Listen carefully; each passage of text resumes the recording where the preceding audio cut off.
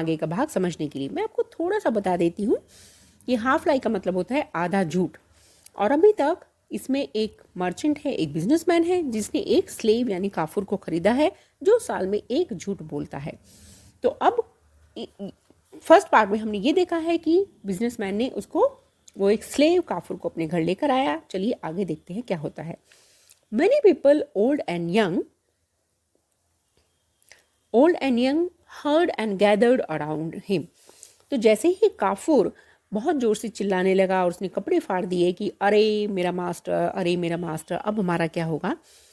तो many people, बहुत से लोग, ओल्ड एंड यंग, जिन्होंने, बूढ़े और जवान, heard and gathered around him, तो जिन्होंने उसको सुना उसके आसपास इकट्ठा हो गए। गैदर मतलब इकट्ठा होना। They all went along with him to his master's house. और वो उस सबके मतलब उसके साथ वो उसके मास्टर यानी उसके मालिक के घर चलने लगे। When the merchant's wife heard Kafur's cries and howls and saw the crowd of people, she ran to the door. और जैसे ही बिजनेसमैन की जो पत्नी थी, वाइफ, हर्ड काफुर्स क्राई, जैसे उसने काफुर के रोने की आवाज़ सुनी, एंड हाउल्स मतलब जोर जोर से चिल्लाना, and saw the crowd of people, और उसने लोगों की भीड़ देखी, she ran to the door, वो डोर की तरफ भागी, दरवाजे की तरफ भागी।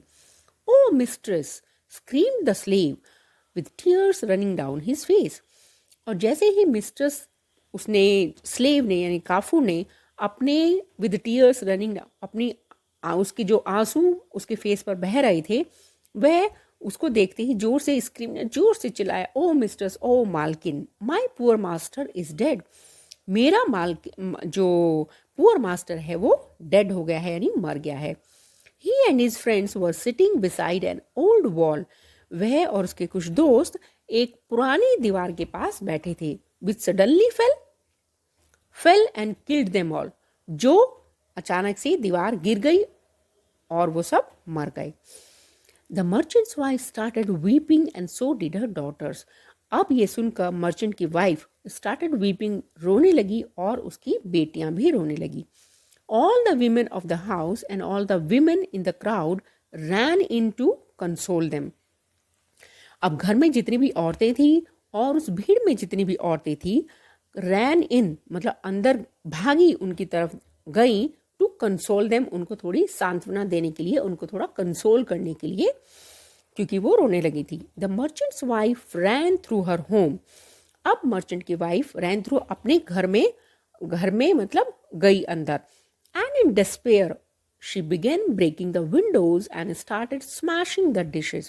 And in despair मतलब वो इतनी निराश हो गई थी, निराशा में उसने began breaking the, खिड़कियाँ तोड़नी शुरू कर दी, and started smashing the dishes, और साथ में जो प्लेट्स थी उनको भी स्मैश, यानी ऐसे स्मैश मतलब किसी चीज़ को तोड़ना, फेंक कर तोड़ना, तो स्मैशिंग द डिशेस भी, वो प्लेट्स भी तोड़ना शुरू कर दिया। Just to show how much she loved her husband, ये दिखाने के लिए कि वो अपने हस्बैंड से कितना प्यार करती थी।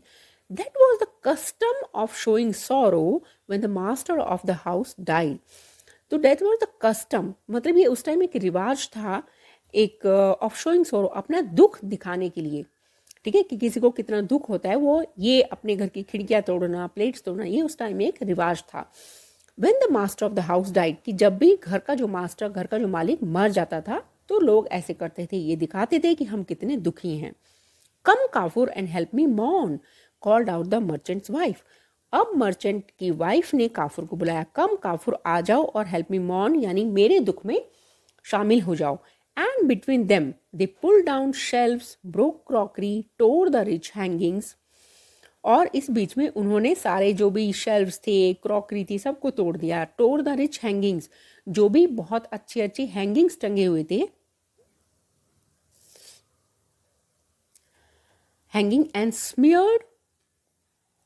Smeared suit on the walls. और जो भी क्रॉकरी तोड़ी, सब हैंगिंग्स तोड़े, and smeared suit on the walls, और वॉल पर उस सबको स्मियर कर दिया, मतलब रगड़, वहाँ पर जैसे हम किसी चीज़ को स्मियर कर देते हैं, जैसे हाथ से किसी चीज़ को, समझो जैसे पेंट है और आपने उसके ऊपर हाथ से उसको कर दिया, स्मियर कर दिया, तो वो पूरा रब हो जाता है। रब हो जाता है मतलब कि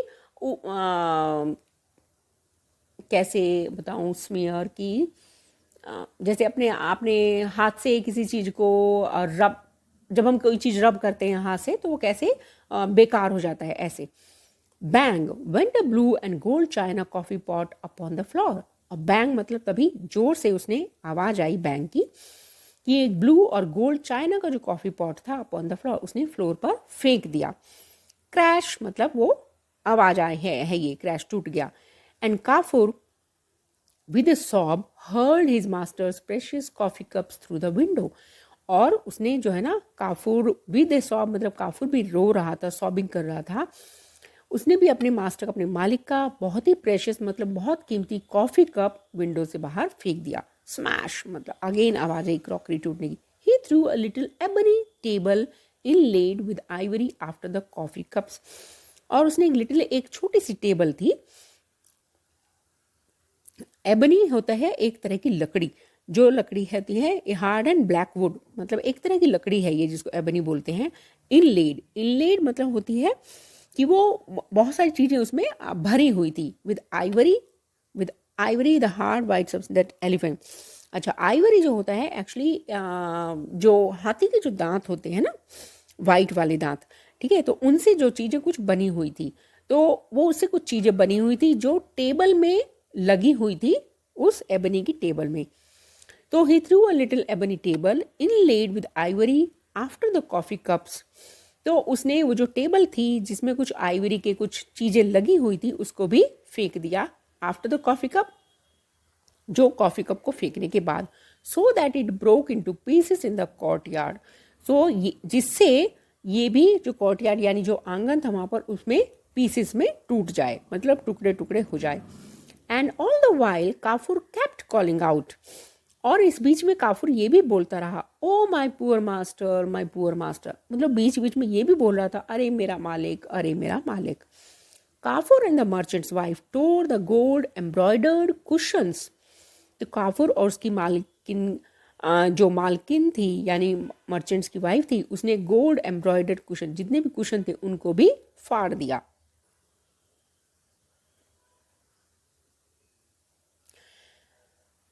and ripped up the Devans, और उन्होंने जो गोल्ड कुशन थे उनको भी मतलब फाड़ दिया। रिप्ड अप दीवान्स मतलब जो दीवान था उसको भी सबको रिप कर दिया, एकदम से उसके टुकड़े टुकड़े कर दिए। Kafur with a great tug pulled down the high shelves which ran around the kitchen just under the roof. तो काफूर ने विद अ ग्रेट टग, बड़ी मुश्किल से, टग मतलब बड़ी मुश्किल से, pull down the high shelf, तो बहुत ऊपर हाई शेल्फ्स बने हुए थे सामान रखने के लिए। Which ran round the kitchen just under the roof, मतलब जो बिल्कुल छत के बिल्कुल नीचे थे और पूरी किचन में ये शेल्फ्स बने हुए थे। एंड क्लैटर बैंग, तो उसने उसको भी खींचा और पूरा जो है ना वहाँ से सब कुछ नीचे गिर गया। All the green and blue china and silver balls on them fell on to the floor and broke. और उसमें जितने भी ग्रीन और ब्लू कलर के चाइना और सिल्वर की जो बॉल्स यानी कटोरियाँ थी वो सब नीचे गिर गए फ्लोर पर और टूट गए। Kafur worked with a will and ran all over the house. मतलब Kafur worked with a will मतलब काफूर जो है ना बड़ी उससे काम कर रहा था। विद अ विल मतलब कि हाँ सब कुछ जैसे टूट जाए, उसने मन में जैसे सोच रखा था। And ran all over the house, और पूरे घर में वो भाग भाग कर ऐसे काम कर रहा था।